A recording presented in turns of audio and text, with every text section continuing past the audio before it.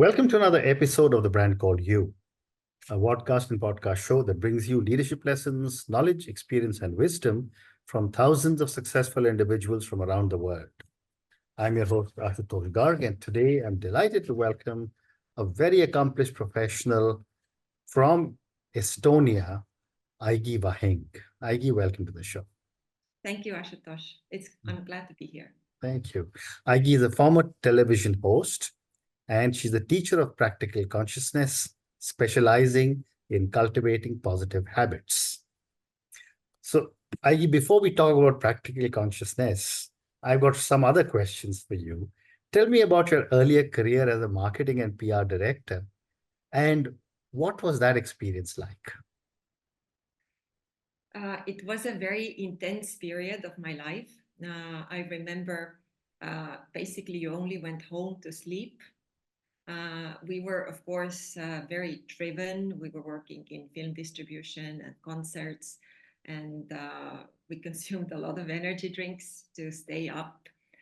Also, on the weekends, I worked as a TV host and radio host. And at late night, I worked as a contributing writer or journalist for print media. So when I look back at that time, it was like some incredible chase or race or escape from something. So it was a very intense time, and I was also quite young. I can imagine because, between television and doing a lot of other things, it can be tiring. But you also, mentioned that you developed unhealthy patterns. What were some of these unhealthy patterns, and how did you come out of them?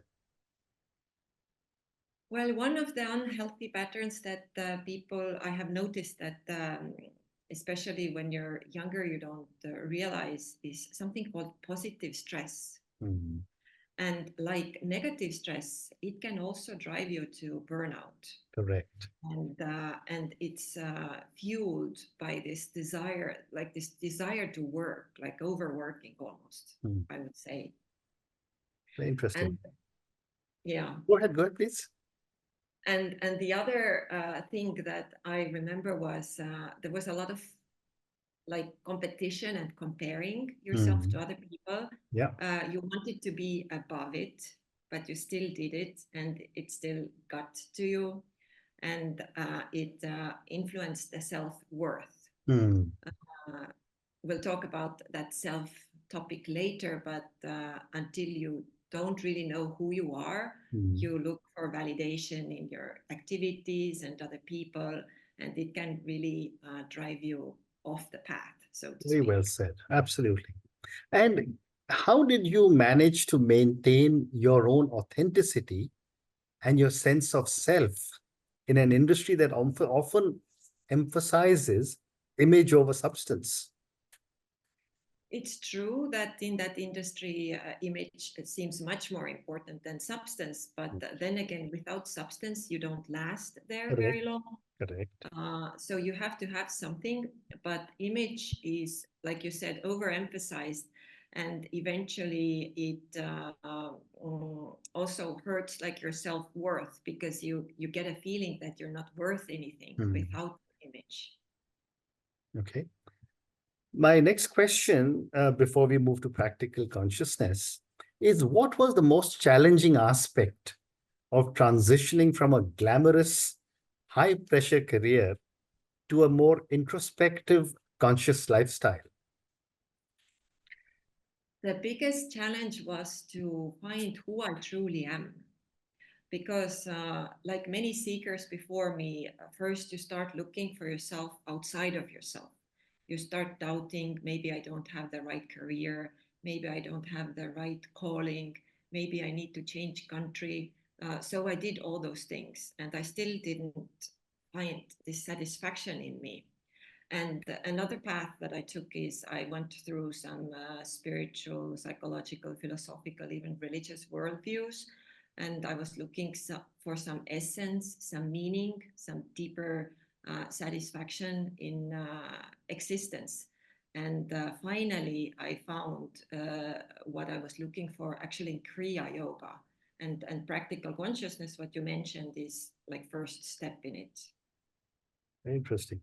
So now let's talk about practical consciousness, Aigi. For my viewers and listeners, tell me, what is practical consciousness and how would you define it in your own words? It's almost what it says it is. It says practical consciousness, which means that you learn how to apply in life your higher qualities, your Mm. higher abilities. And these are the abilities of consciousness. Because as human beings, we tend to have so-called bad days and good days. And on bad days, when you look closer, you may realize that you're driven by your emotions and thoughts, and it's this vortex. And on good days, you have like clarity, maybe even happiness, Yeah. contentment, you're satisfied with life. So, practical consciousness, in my experience, gives you the tools how to change your life in a way that you don't have those bad days anymore. Whatever happens in your life, whatever happens in you, inside you, or outside of you, you are still capable of actively using awareness, actively using distinguishing, understanding, deepening, even insights, intuition, inspiration, recreate your state of flow and be in contact with yourself. Mm. That is what practical consciousness is for me. Very interesting. And what would you say are some of the core principles of practical consciousness? The core principles, in a very short manner, is first to get to really practically, empirically, even experientially realize what is your core essence, who you Mm. truly are as a human being. Mm. You're not your thoughts, you're not your emotions, you're not your desires, your Mm. children, your husband. You're something innermost, deeper. Mm. And if you have recognized that practically, it's not Right. a myth for you or it's not an idea for you, you have practical connection to it, then you can start using your own abilities. And most of those I listed, it's like the Mm. qualities of consciousness, Mm. using inspiration, intuition, awareness, using actively awareness, Right. distinguishing, deepening, so that you can live your life from that rather than living your life from accidental emotional reactions, mental reactions, Mm. and go along with absolutely everything that happens to you. It's not necessary. Things happen all the time, Yeah. but you can still remain as an observer in your life. Mm. Great response. And how does practical consciousness differ from other self-help or other mindfulness techniques? It's my experience that the self-development field can be quite vague when you start. It's Mm. almost like you enter a forest and you, with a torchlight, you need to start looking for where things are and what could help and what could Mm. work. Mm. And I searched for those things for a long time. But when I found Kriya Yoga and with it practical consciousness, what I value the most, or what distinguishes for me the most, is three main things. First, the how, like how to become aware, how to stay aware, how to restore being aware, Mm. like detailed manual, detailed instructions, step by step, how to do it. Mm. So the first thing is the how. The second thing is the details, because if the description is quite vague, you're not ever sure if you're reaching there. Mm. So the details are important. And a third component for me that is important, or how for me it distinguishes from a lot of things that I have practiced before, is complete orientation. Mm. Like there is a map Yeah. that I understand what is going on inside me. And I also, because I understand what is going on inside me, I also am capable of understanding what is going on with Correct. other people. Correct. And it Correct. is good adequacy in life. Mhm. Very well said. And what, in your view, are some of the most common limiting beliefs people struggle with? And how do some of the principles of practical consciousness address these limiting beliefs? One of the most maybe astonishing for me was, or now looking back, maybe most basic misconception of who we are as people is that, especially in the West, I think we tend to consider that a human being is almost, there's nothing you can do with yourself, that your character is forever, that your habits, your Yeah. tendencies, what you like, what you don't like, that this is who you are. But these are only, I would even say, chronic habits. And they're based on our chronic reactions Right. to ourselves, to others. So this is something that happens to us, happens inside of ourselves, but this is not who we are. And if it's not who we are, we can witness it and we can do something with it. So what is mostly valued when I see people who start practicing is they love the techniques that help them to, for real, eliminate the emotional negative charge from their system, that they don't have this emotional reaction anymore, Right. or remove mental patterns that are not helping their life. Also, like I mentioned, there is this misconception that the human being is quite helpless, that we can't do much with ourselves or how we are or what we are like. And I like, there's one saying that for yogis, uh, they don't have this thing that we can't or we don't know how. For them, it's we can't yet and we don't know how yet. So it's possible to discover it all, find it all.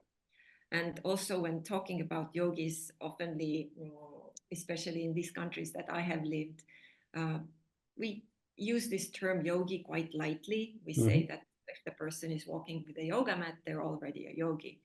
But I learned from Kriya Yoga that the yogi is that kind of person who has mastered their concentration. And in this day and age, when we have a lot of ADH, people cannot concentrate, their focus jumps around, they cannot focus. So this ability to learn to concentrate is possible for everybody. Very interesting. What role does self-awareness play? And I know you said that one of the core principles is to realize who you truly are, which is another form of self-awareness, but I'd love to get your perspective. Self-awareness is, of course, the foundation, because without knowing who you truly are, and I believe it's called Atma, maybe it's the word that, well, you know more than me. Yeah. It's something that sometimes I compare the human being, like we are raised and grown in our society. You're like candle in the flame. The wind is blowing and you go off, or the wind is favorable and you can flourish. So we're so dependent on outer conditions and also what we have taught about ourselves, who we are. So to truly get a sense of who you truly are is the foundation. Then another important thing is self-inquiry or self-research. So you don't learn about your world or self only from the books or from what other people tell you, but you start inquiring yourself. You start doing the research yourself about you and about all the rest of the world where you are. Right. And are there any specific tools or techniques that you find particularly effective to practice practical consciousness? Two of the tools I already managed to mention. These are the tools that eliminate harmful emotions and harmful thought concepts. Correct. But there's of course a lot of practical tools, but my favorites additionally to those are, one is, I remember one incident. I was on an airplane and I was in a really bad mood, like really, really bad. I felt really bad. And then I remember, wow, there's this story about, if you know this Western teacher, is Eckhart Tolle, that he also felt really bad and he the next day he woke up, he was enlightened. Mm. He didn't know how it happened, but Yeah. it happened and it remained. Mm. And then I remembered that story on an airplane, and I was like, wow, but I don't have to wait for it to happen accidentally to me. And it happens accidentally very rarely to people. Mm. Most of the people, most of us need to work for it. So on that airplane, I knew that I have the technique. I Mm. know how to become aware. I know how to prolong being aware and how to not fall off from it. And, or if I do, how to restore it. Right. So I started using that technique, and in 15 seconds, I was fine. Yes. So these are the simplicity and the easy to use of these techniques is what drew me to it. And of course, the recognizing of true self is very valuable to me, and also quieting the mind. You know, when at night you want to Yeah. sleep, but you have this mental chatter in your head. Mm. So Mm. these are my favorites. Absolutely. And your story about the aircraft is such a powerful story, because all of us face similar kind of situation, especially when the aircraft hits turbulence. Uh, but my next question for you, Aigi, is what challenges do people typically face when they want to start living with practical consciousness, and how can they overcome some of these difficulties? What I've noticed is there's mainly two main obstacles. One is, of course, consistency, that you will keep practicing, and the other is practice itself. Mm. And I have already given up hope that me or somebody else would just have it miraculously.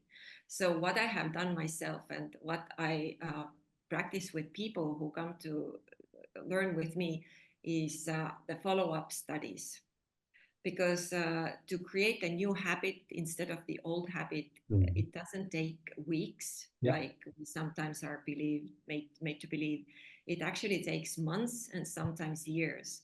So I consistently dedicate a lot of my time to help people with a follow-up, Mm. so that will help them to stay consistent, keep practicing until they don't need it anymore, Mm. until they have achieved it and it has become a natural activity or natural habit for them, like it has become for me. Mm. Amazing.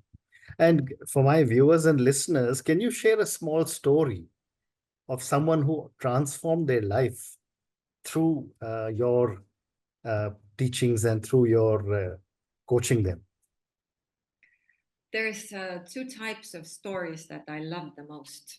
One type is when young mothers or ladies come to me, and either they have a problem getting another child because of maybe body weight or what is caused by emotional eating, which is also a reaction to certain life situations.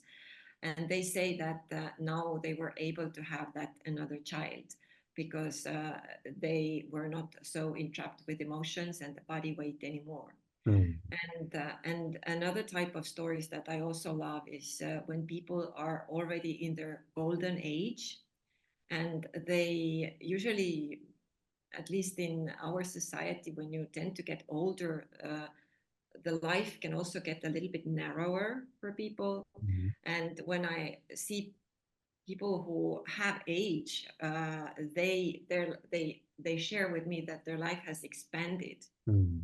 They talk to their children again, they travel, they Yeah. see the world, their life has not stopped. And one Mm. story I love the most, this was not my student, this is a student of my teacher, Mm. but there is this man who is in his 60s or 70s, and he had some friends over from university time.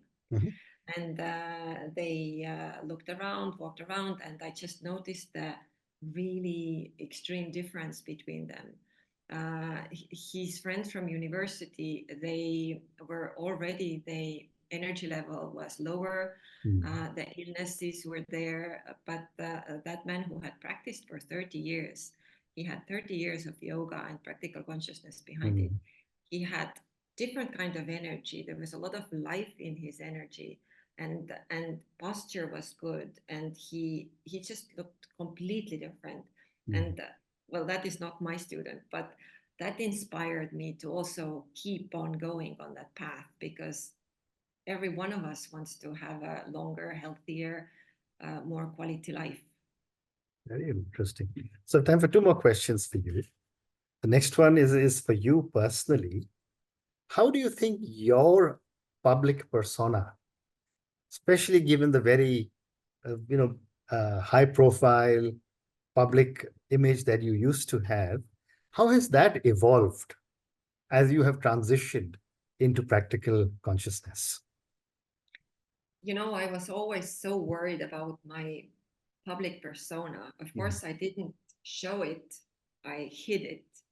But there was a lot of anguish and nervousness and anxiety about it. Mm. And today I can say that I think I have lost my public persona, and now I am just me. Amazing. Okay. And I'm happy about it. Wonderful, wonderful. And my last question for you, this is for the many, many people who will listen to our conversation. If there's one key message you want our audience to take away from your journey, what would it be? I would like to say two things. Mm. First is I would recommend not to wait for spiritual development or self-development until you have some crisis. Mm. If you can, please get interested before. Yeah. By that, you will have more years of life that is worth living. And when you start looking, don't settle for talk. Find a way that teaches you how to achieve those things that you want to achieve in your development, so that it is detailed and applicable, so that you can actually use it and it gives you a result. And then just use them to build a way back home. Amazing. And on that note, Aigi, you said some very interesting things. Realize who you truly are. Don't wait for spiritual development. If you start it early, life will become much better and much longer. Thank you so much for speaking to me about your own amazing journey. Thank you for speaking to me about different aspects of practical consciousness. I thought I had a little understanding, but I've learned many new things from you today on practical consciousness. I'm so amazed and happy at how beautifully you have transitioned from a very high profile, highly visible role into becoming a teacher of practical consciousness. Thank you for speaking to me, and good luck to you. Thank you, Ashutosh, for really good questions and making me also realize a lot of things by answering your questions that I have forgotten or not realized before. Thank you. You are doing such amazing work. Thank you. Thank you for listening to the Brand Called You videocast and podcast, a platform that brings you knowledge, experience, and wisdom of hundreds of successful individuals from around the world. Do visit our website www.tbcy.in to watch and listen to the stories of many more individuals. You can also follow us on YouTube, Facebook, Instagram, and Twitter. Just search for the Brand Called You.